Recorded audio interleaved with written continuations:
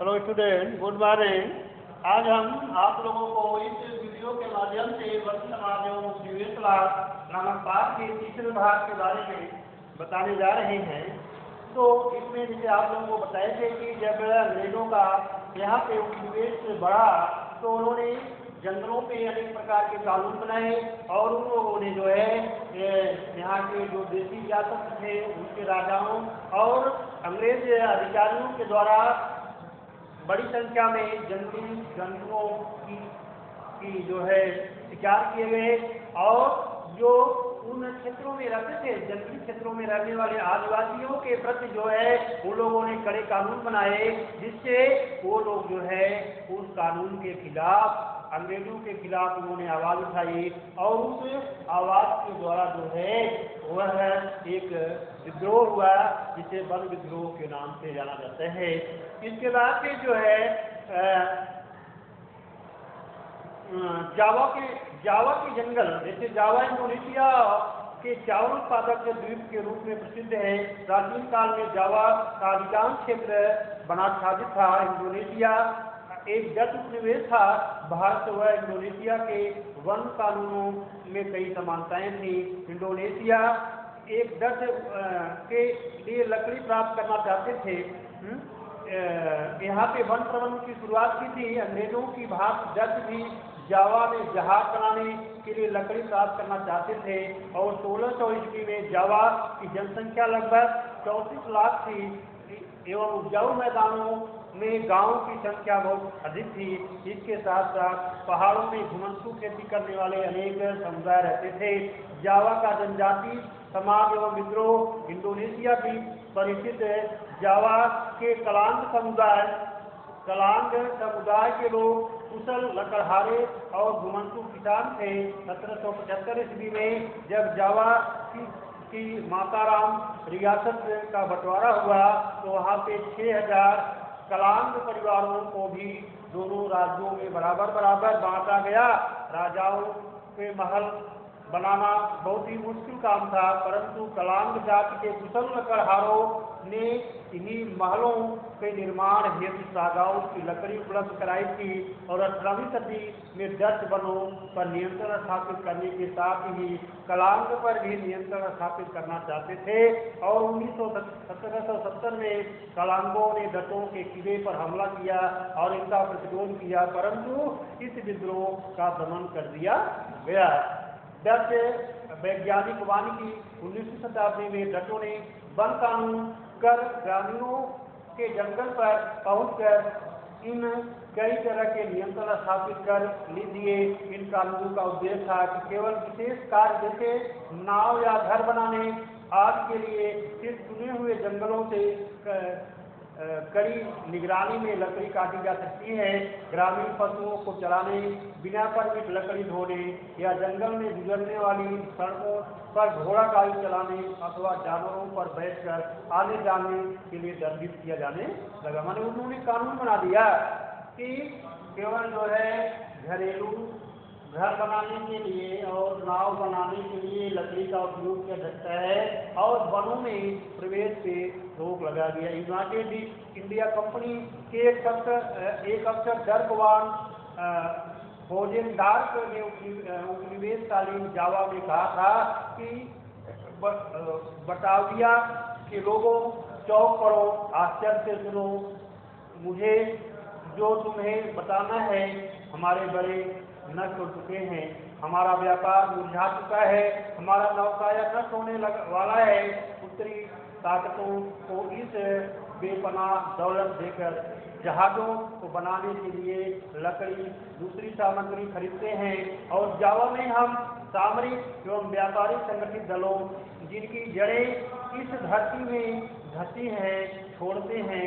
आज जावा के जंगलों में से एक सम्मानजनक नौसेना के निर्माण को बहुत ही कम समय में संभव करने के लिए पर्याप्त लकड़ी, मैंने उसने लकड़ी के संदर्भ में कहा कि लकड़ी जो है वह सीमित हो गई है और उसकी सुरक्षा करना हमारा कर्तव्य है। भारत में भी इसी तरह के रेल लाइनों और जहाज निर्माण के लिए वन प्रबंधन और वन सेवाओं को लागू करने की आवश्यकता उत्पन्न हुई और 1882 ईस्वी में अकेले जावा से ही 2,80,000 स्लीपरों का निर्यात किया गया। इसके लिए वहाँ की उपलब्धता की भी आवश्यकता थी और जिससे लट्ठे को ढोने, स्लीपर तैयार करने और पेड़ काटने जैसे कार्य निहित थे। डचों ने सर्वप्रथम जंगलों में खेती की भूमि पर लगाम लगा दिया और बाद में कुछ गांवों को इस शर्त पर मुक्त कर दिया गया कि वे सामूहिक रूप से पेड़ काटने और लकड़ी ढोने के लिए भैंसे उपलब्ध कराने का कार्य निःशुल्क किया करेंगे। इस व्यवस्था से ब्लैंक डाउन DSM प्रणाली के नाम से जाना जाता है। बाद में वन ग्रामवासियों को लगान माफी के बजाय थोड़ा बहुत मेहनताना तो दिया जाने लगा, परंतु वन भूमि पर खेती करने के उनके अधिकार सीमित कर दिए गए। सामिन की चुनौती 1890 के आसपास में सागौन के जंगलों में स्थित रामदुंग गांव के निवासी सुरोंतिको सामिन ने जंगलों पर राजकीय स्वामित्व के विरुद्ध आंदोलन प्रारंभ किया। उनका मानना था कि क्योंकि हवा, पानी, जमीन और लकड़ी राज्य निर्मित नहीं है, इसलिए उन पर उनका अधिकार नहीं हो सकता है। यह तर्क के कारण जल्द ही एक व्यापक आंदोलन खड़ा हो गया। इस आंदोलन को संगठित करने वालों में सामिन का दामाद भी सक्रिय था और 1907 में लगभग 3,000 परिवार इसके विचारों को मानने लगे और डच जब भूमि के अधिग्रहण हेतु सर्वेक्षण करने आए तो साम्यवादियों ने अपनी भूमि पर लेटकर इसका विरोध किया, जबकि कुछ अन्य लोगों ने लगान या जुर्माना आदि भरने या बेगार देने से इनकार कर दिया। युद्ध एवं वन उन्मूलन। पहले एवं दूसरे विश्व युद्ध का वनों एवं अन्य उपनिवेशों पे बहुत गहरा प्रभाव पड़ा। भारत में चल रही सभी कार्य योजनाओं को स्थगित करके वन विभाग ने अंग्रेजों के युद्ध संबंधी आवश्यकताओं की पूर्ति के लिए असंख्य मात्रा में वृक्ष काटे। जावा पर जापानियों के प्रभुत्व के से पूर्व डचों भस्म कर भागो नीति अपनाई। इस नीति के अंतर्गत आरा मशीनों और सागौन के विशाल लट्ठों के भंडार को जला दिया गया, जिससे वे जापानियों को न मिल सके। इसके बाद जापानियों भस्म कर भागो नीति। जापानियों ने जावा के वन्य जनजातियों को वन काटने के लिए बाध्य करने और अपने उद्योग के लिए वनों का निर्ममता से विनाश किया, परंतु गांव वालों ने इस अवसर पर लाभ उठाकर जंगल में अपनी खेती का विस्तार किया और युद्ध के पश्चात इंडोनेशियाई वन सेवा विभाग ने इन जमीनी को वापस हासिल कर पाना एक मुश्किल काम था।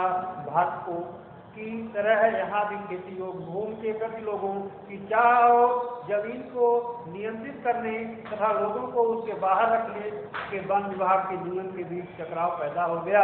वानिकी और नए विकास 1980 के दशक में एशिया और अफ्रीकी सरकारों ने यह लगने लगा कि वैज्ञानिक वानिकी और वन समुदायों को जंगल के बाहर रखने की नीतियों के कारण बार बार टकराव की स्थिति उत्पन्न होती है, जिसके परिणाम स्वरूप वनों का संरक्षण अधिक महत्वपूर्ण लक्ष्य हो गया था।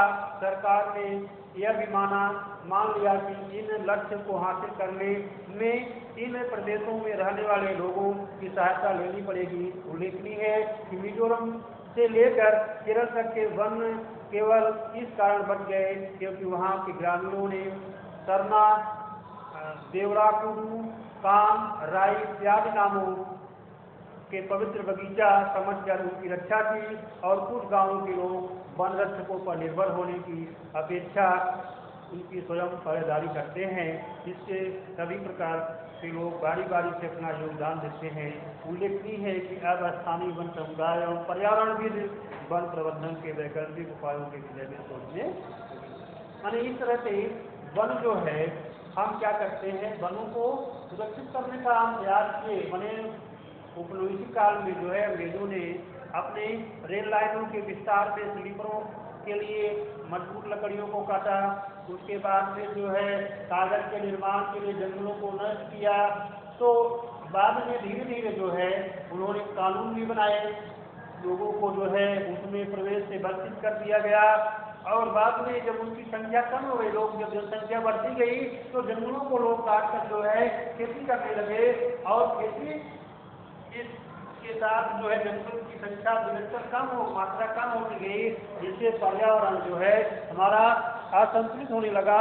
और इसको सुधारने के लिए जो है फिर हमने सामाजिक वानिकी नीति को अपनाया और जिसके कारण जो है तेजी से जंगलों की मात्रा धीरे धीरे बढ़ने लगी। माने 19% से आज 21% है, जबकि पर्यावरण को संतुलित बनाए रखने के लिए 33% भूभाग के वनों का होना आवश्यक है।